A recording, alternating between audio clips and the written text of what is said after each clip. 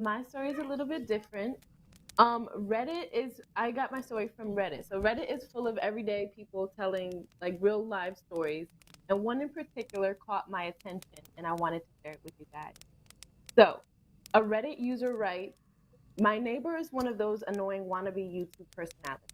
Over the years, I've seen him cough up cinnamon, lay flat on the hood of his car as he slowly creeps down his driveway, and douse himself in lukewarm water, all the while screaming, epic win, epic fail.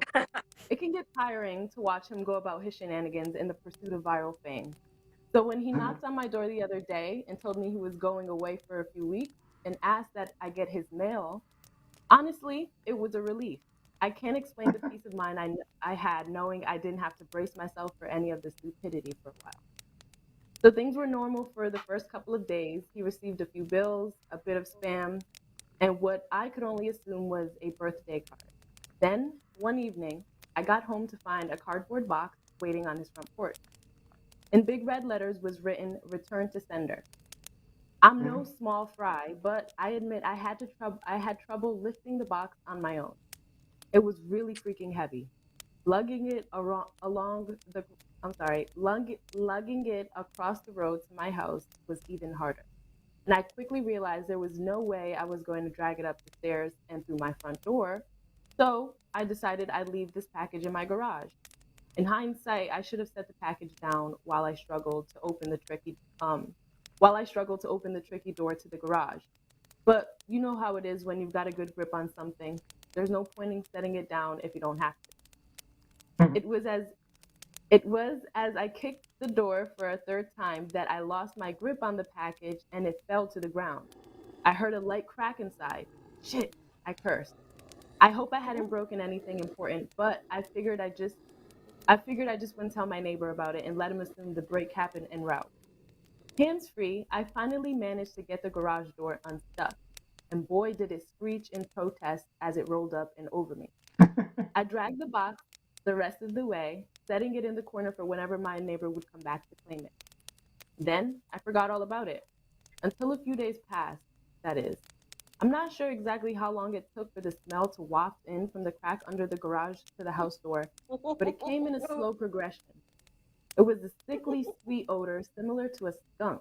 And for the first few days after I smelled it, I genuinely assumed that's exactly what it was, roadkill that had left its mark on my house. It was only when I realized the scent was growing more intense instead of fading that I was looking for a source. That's when I opened the garage door, and that's when the odor knocked me back.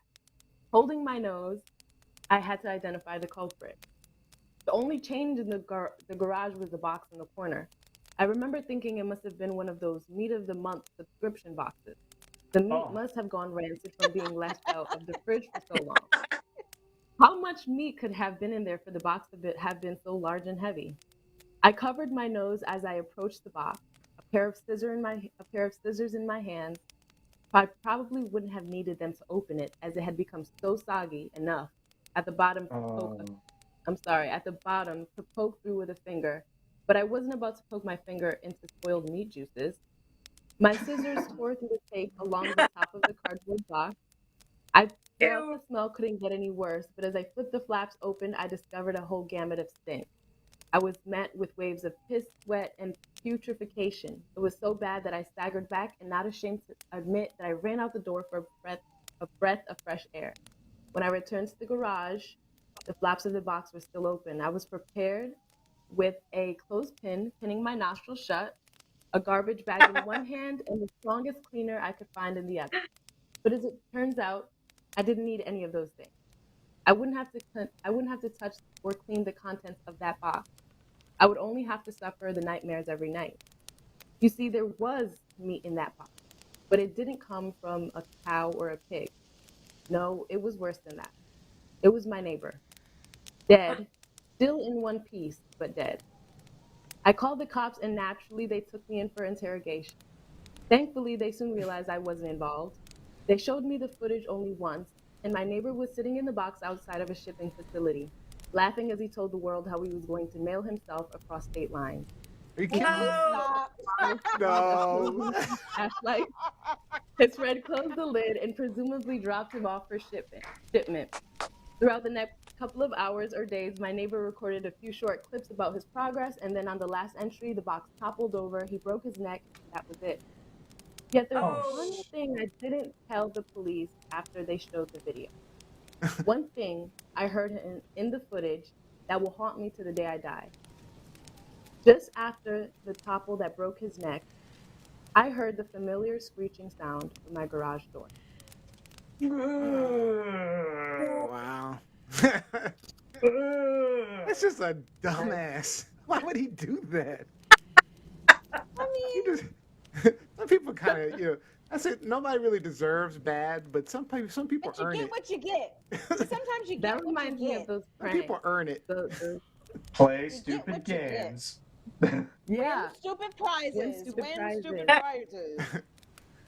All right. I'm gonna mail myself. Good job, Gianni.